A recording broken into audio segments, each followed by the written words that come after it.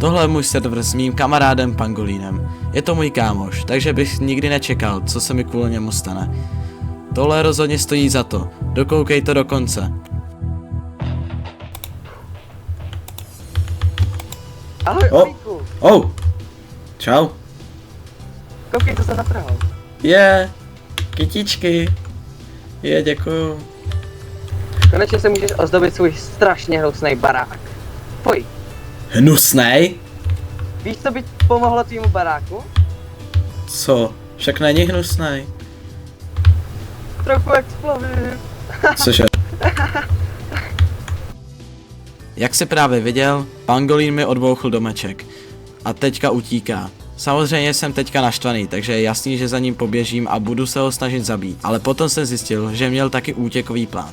Ano, asi čekal, že za ním poběžím a připravil se na mě past. A já jsem umřel. Tohle celé se stalo před 2 dnama.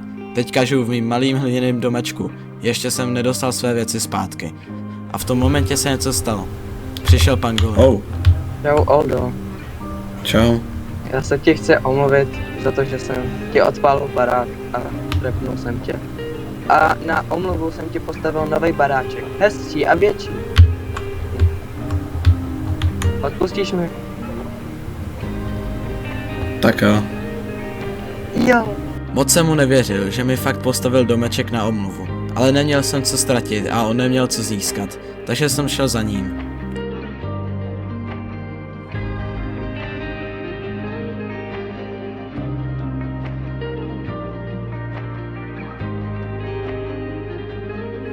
To je tvůj nový domeček. Ten je docela hezký.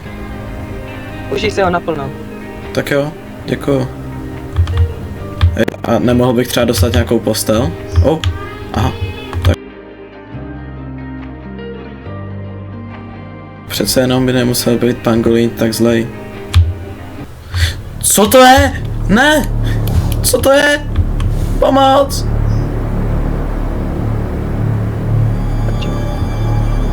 On mě zradil. To je trapka. A on neví, že ji zvládnu přeskočit. Aha. Tady je můj pejsek Jiggy. Tady je to přece docela hezký, jakoby. Co to je? Pane pře! Proč jsi tohle udělal? Tyhle všechny trapky byly jen, abych uctil tvýho psa a chránil ho před vším zlem. Mám pro ně i oltář, jestli ho chceš vidět, pojď za mnou. Aha. Stačí jít dovnitř a tam až k té zdi. Já otevřu tajné dveře, které tě vezmou do té vzácné věci. Tady. Co? Co to je? Ty jsi tak strašně naivní. Proč? Jestli chceš svůj domeček zpátky, tak mě musíš porazit v 1v1 s dřevěným mečem. Neporazíš mě. Tak pojď.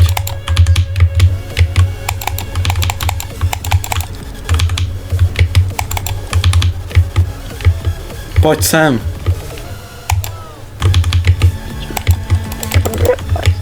Ale tak, já mám jedno srdíčko, prosím, ušetři mě, prosím, nezabij mě.